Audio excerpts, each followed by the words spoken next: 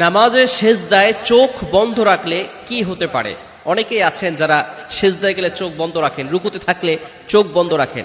এই বিষয়টি থেকে আমাদেরকে অবশ্যই সতর্ক থাকতে হবে যে রাসূল সাল্লাল্লাহু আলাইহি সাল্লাম কি করেছেন, কিভাবে তিনি নামাজ পড়েছেন। নবীজি সাল্লাল্লাহু আলাইহি ওয়াসাল্লাম বলে দিয়েছেন, সল্লু কামা রাআইতুমুনি উসাল্লি, তোমরা নামাজ পড়ো যেভাবে আমাকে নামাজ পড়তে দেখো। ভালো করে শুনে রাখেন, নবীজি সাল্লাল্লাহু আলাইহি ওয়াসাল্লাম চোখ খোলা রেখে নামাজ পড়তেন। কিন্তু আমরা অনেকে মনে করি, বিশেষ করে অনেক মা বোনেরা আছেন, তারা মনে করেন যে চোখ বন্ধ করলেই আমরা নামাজের ভিতরে শান্তি পাই, নামাজে মনোযোগ থাকে। তবে সুন্নাহ কিন্তু হচ্ছে চোখ খোলা রেখে নামাজ আদায় করা। সেজদার ভিতরে অনেকে চোখ বন্ধ করে রাখে, নবী সাল্লাল্লাহু আলাইহি ওয়াসাল্লামের সুন্নাহ কিন্তু এটা নয়।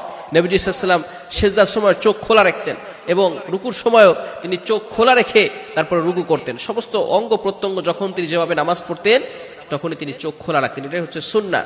তবে আমরা অনেকেই চোখ বন্ধ করে নামাজ পড়ি। মনে রাখবেন, এটা কিন্তু কিছু কিছু স্কলারগণ বলে দিয়েছেন, যদি সবসময় চোখ বন্ধ করে নামাজ পড়ে, একটা শয়তান আছে যে শয়তান তাকে ধোঁকা দিবে।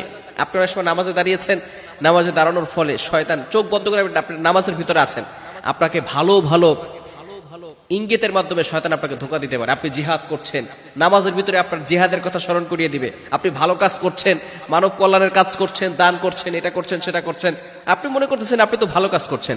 শয়তান নেক্সট স্রোতে মানুষকে ধোঁকা দেয়। এজন্য অবশ্যই চোখ বন্ধ রেখে নামাজ পড়াটা, অনেক স্কলারগণ বলে সবসময় যারা চোখ বন্ধ রেখে নামাজ পড়ে তারা হচ্ছে মাকরু কাজ করে। এজন্য অবশ্যই আমাদেরকে এই বিষয় থেকে দূরে সরে আসতে হবে। নামাজ হবে তবে মাকরু হয়ে যাবে। তবে যদি কারো এই সমস্যা হয় যে চোখ বন্ধ করলে সে বেশি নামাজের ভিতরে মনোযোগ থাকে, তাহলে মাঝে মধ্যে চোখ বন্ধ রাখবে, আবার খুলে ফেলবে, আবার মাঝে মধ্যে চোখ বন্ধ রাখবে।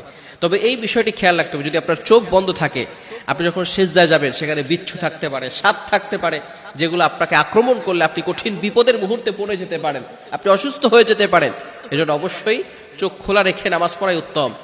যদি আপনি রাসূলুল্লাহ সাল্লাল্লাহু আলাইহি ওয়াসাল্লামের সুন্নাহকে ফলো করতে চান তাহলে অবশ্যই চোখ খোলা রেখে নামাজ পড়তে হবে।